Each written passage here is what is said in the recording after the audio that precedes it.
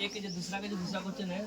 दो क्रमांक धनात्मक पूर्णांक का गुणनफल 306 है, तो हमको क्या करना है, पूर्णांक ज्ञात करना। सबसे पहले यहाँ लिखेंगे माना कि, क्या लिखेंगे, माना कि पहला धनात्मक पूर्णांक x मान लेंगे तथा दूसरा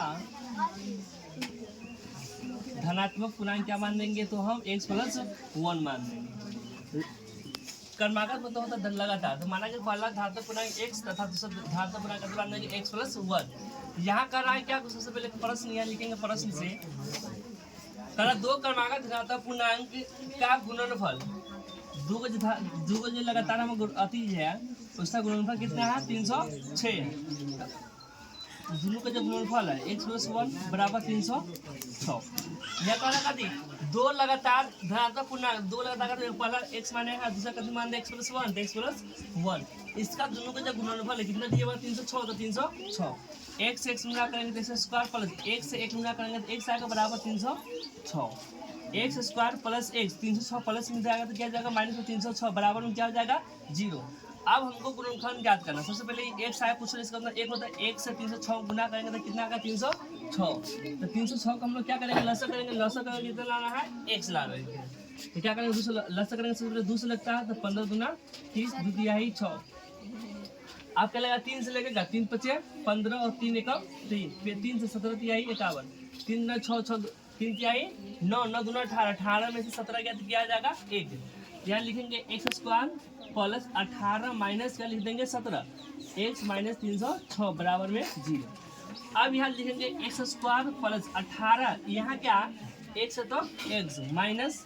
17x माइनस 306 बराबर क्या हो जाएगा 0। अब हम दोनों के इस दोनों में क्या मिल रहा है, x इसमें भी और x इसमें भी है, तो यदि x कॉमन लेते हैं तो यहाँ x दो है, तो यहाँ x को बच जाएगा। अब यहाँ क्या x कॉमन ले चुके हैं, यहाँ बच गया 18, तो 18 के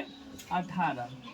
माइनस, अब हमको यहाँ पर अंदर में x कब आएगा, जब क्या करेंगे हम 17 कॉमन लेंगे, जैसे 17 कॉमन ले लिए तो यहाँ x बच जाएगा, तो x के x जो यहाँ दिया हुआ क्या करेंगे, यहाँ पर हम लोग लिख देंगे।